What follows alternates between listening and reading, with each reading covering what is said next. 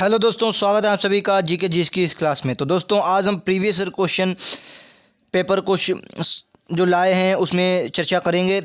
तो आपकी जानकारी के लिए बता दें, आपके defence exam, navy, air force, coast guard के लिए हमने फोर्स बैच स्टार्ट किया, जिसमें आपको हर प्रकार की क्लासेज और प्रैक्टिस सेट मिल रहे हैं इसी चैनल अड्डा 730 स्टडी पर। तो अगर आपने अभी तक चैनल सब्सक्राइब नहीं किया है तो सब्सक्राइब कर लें, बेल आइकन दबाएं जिससे नोटिफिकेशन आपको मिलती रहे। तो चलिए दोस्तों, अपने सेट की ओर चलते हैं और महत्वपूर्ण क्वेश्चन देखते हैं जो आपके एग्जाम में आ सकते हैं।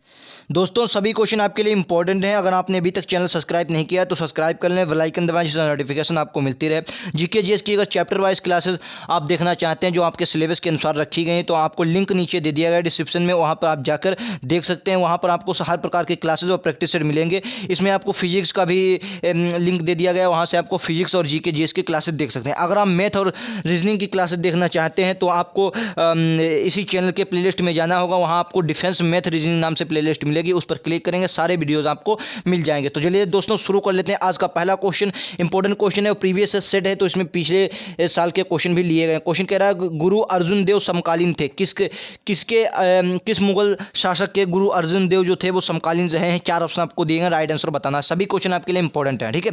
तो इसका राइट आंसर क्या हो जाएगा? ऑप्शन नंबर डी, यानी कि जहांगीर जो था मुगल बादशाह, उनके समकालीन कौन रहे हैं? गुरु अर्जुन देव समकालीन उनके रहे हैं। मुगल बादशाह जहांगीर के समकालीन गुरु अर्जुन देव रहे हैं, ठीक है। आपको याद रखना है, सभी क्वेश्चन आपके लिए इंपॉर्टेंट है। चलिए नेक्स्ट क्वेश्चन ये रहा आपकी स्क्रीन पर। कह रहा किस राजपूत वंश ने अकबर के सामने समर्पण नहीं किया? किस राजपूत एक वंश था, इसने अकबर के सामने समर्पण नहीं किया? चार ऑप्शन में से आपको बताना है राइट आंसर कौन हो जाएगा। तो इसका राइट आंसर क्या हो जाएगा? राइट आंसर हो जाएगा ऑप्शन नंबर बी, यानी सिसोदिया जो वंश था, ये राजपूत एक वंश था सिसोदिया वंश।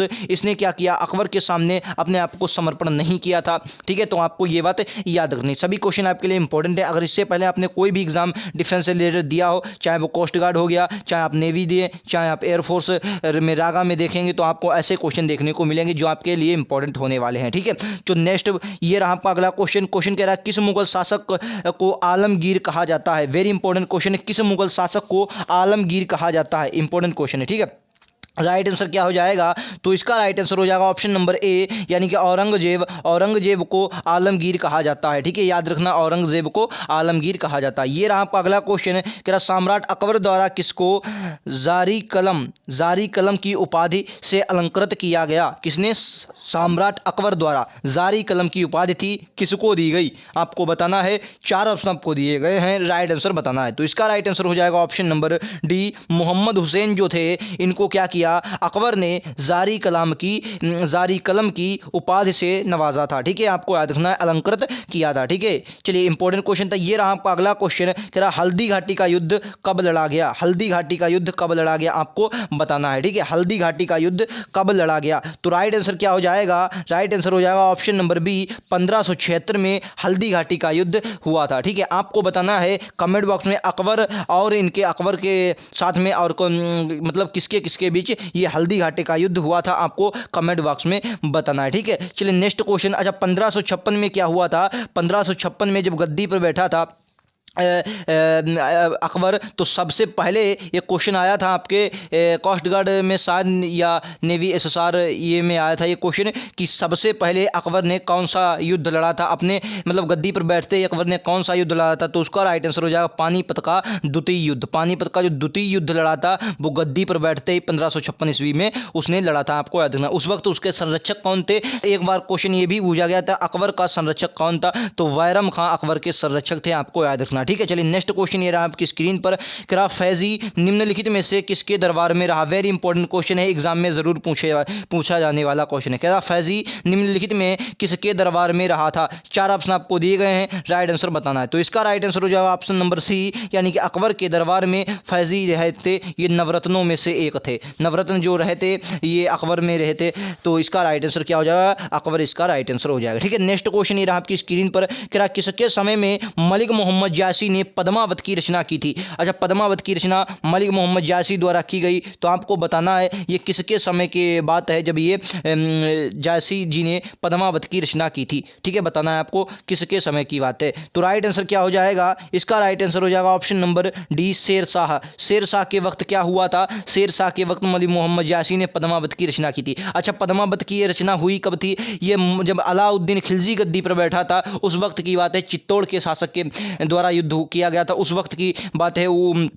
तो ये ये अलाउद्दीन खिलजी की बात है। उसके बाद दिल्ली सल्तनत जब ख़त्म हुई, उसके बाद मुग़ल वंश चालू हुआ, उसके बाद हुमायूं को पराजित करके शेर शाह गद्दी पर बैठा। फिर इन्होंने क्या किया, मलिक मोहम्मद जायसी ने ये पद्मावत की रचना की थी। ठीक है, इंपॉर्टेंट क्वेश्चन है, आपको याद रखना। चलिए, ये रहा अगला इंपॉर्टेंट क्वेश्चन। कह रहा किसने चौसा की लड़ाई में हुमायूं को पराजित किया था। सभी हिस्ट्री के क्वेश्चन जितने भी आपके एग्जाम में आए हैं अभी तक के, सभी हमने प्रीवियस ईयर क्वेश्चन उठा लिया और फिर से रिपीटेड हो सकते हैं क्वेश्चन, ऐसा नहीं रिपीटेड क्वेश्चन किया जा सकता है।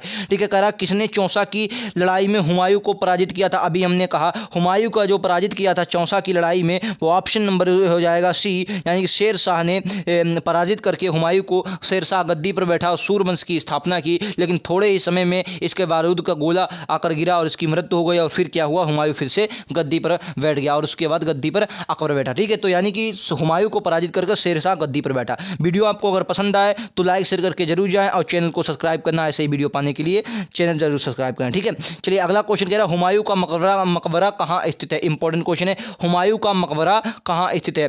ठीक है, तो इसका राइट आंसर हो जाएगा, बताना है आपको क्या हो जाएगा राइट आंसर। 4 ऑप्शनों में से राइट आंसर हो जाएगा ऑप्शन नंबर ए, यानी कि हुमायूं का जो मकबरा है वो आपका कहाँ, दिल्ली में स्थित। लेकिन काबुल में कहाँ है, किसका मकबरा है, ये बाबर का मकबरा है।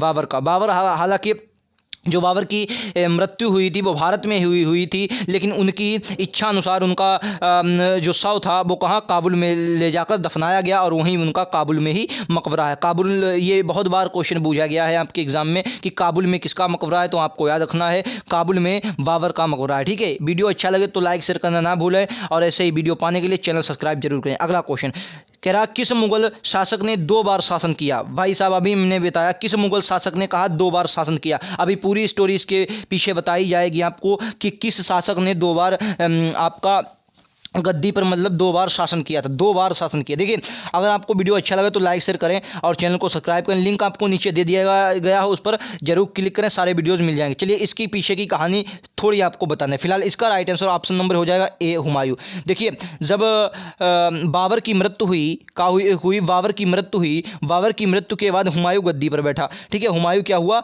गद्दी पर बैठा। हुमायूं जब गद्दी पर बैठा, बाबर की मृत्यु के बाद हुमायूं गद्दी पर बैठा। अब हुमायूं जब गद्दी पर बैठा तो क्या हुआ, इसके अंदर ही जब राज दरबार में ही इसके खिलाफ रणनीति होने लगी। फिर शेर शाह से इसका मुकाबला हुआ। ठीक है, जब शेर शाह से इसका मुकाबला हुआ तो शेर शाह ने क्या किया, इसे पराजित कर दिया। हुमायूं के शेर शाह ने पराजित कर दिया। ठीक है, एक बार चौसा के मैदान में किया और एक बार कन्नौज के युद्ध में किया। 2 बार हुमायूं को पराजित किया। ठीक है, अब उसके बाद क्या हुआ, हुमायूं पहले तो शासन कर रहा था, लेकिन जब उसने शेर शाह ने इसे पराजित कर दिया चौसा के युद्ध में और कन्नौज के युद्ध में, फिर क्या हुआ, ये हुमायूं चला गया भारत से, ये काबुल वाले क्षेत्र में, उधर कंधार वाले क्षेत्र में रहने लगा जाकर। लेकिन फिर क्या हुआ, जो एक युद्ध में शेर शाह जब युद्ध कर रहे थे तो अचानक एक गोला आकर उनके बारूद के पास गिरा और शेरशाह की मृत्यु हो गई। उसके बाद फिर दोबारा कौन, हुमायूं गद्दी पर बैठा। फिर जब शेरशाह की मृत्यु हो गई फिर हुमायूं दोबारा गद्दी पर बैठा। तो ऐसा कहा जाता है कि